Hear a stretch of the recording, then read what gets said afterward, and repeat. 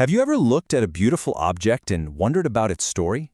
And I don't just mean where it came from, but how it actually felt coming into being. Well, today, we're diving into an incredible poem that does just that, telling a story of creation from a perspective I'm willing to bet you've never considered before. So, our story kicks off with a pretty simple scene. Someone is just looking at this beautiful, ornate goblet, but something feels off.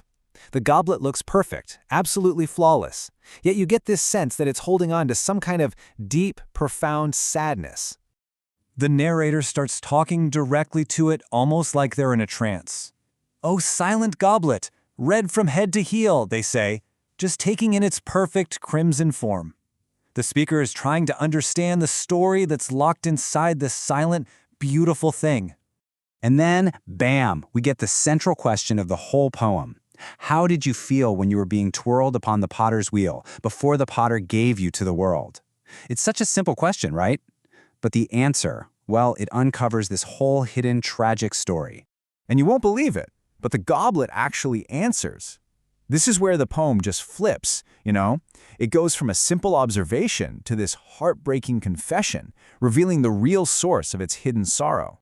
So right away, you realize this is not your typical creation story. The goblet's very first memory, it's all about struggle. It remembers feeling a conscious impulse to break away.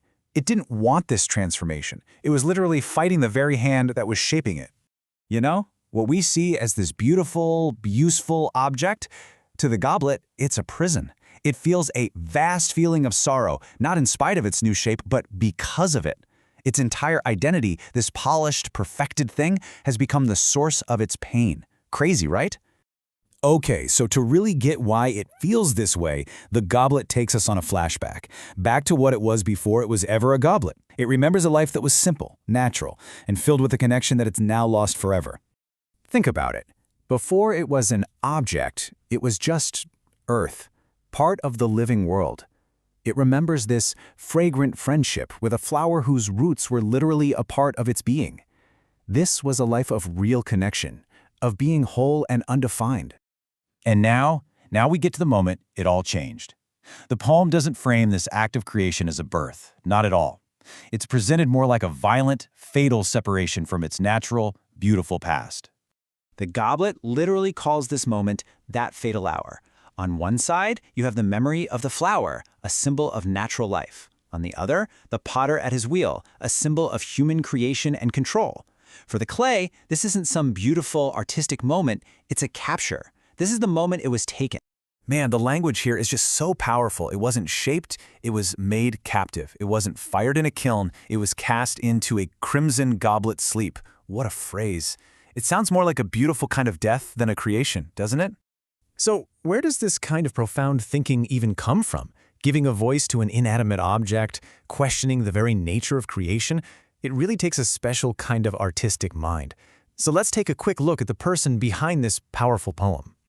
The poet Harindranath Chattopadhyaya was basically a Renaissance man in India. I mean, look at this. The man was a poet, a dramatist, an actor, a musician, and a member of the very first Indian parliament. Oh, and fun fact, he was the brother of the famous activist and poet Sarojini Naidu. You can really see how this rich, multifaceted perspective allowed him to find such deep, layered meaning in a seemingly simple object. So what does this all boil down to? It's this central conflict, right?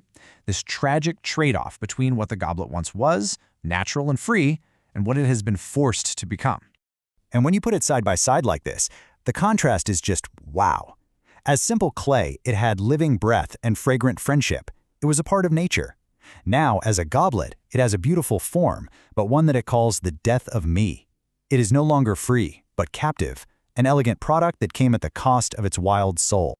And this brings us to the final, heartbreaking conclusion from the goblet itself. All the beauty, all the artistry, all the human-given purpose, it means nothing.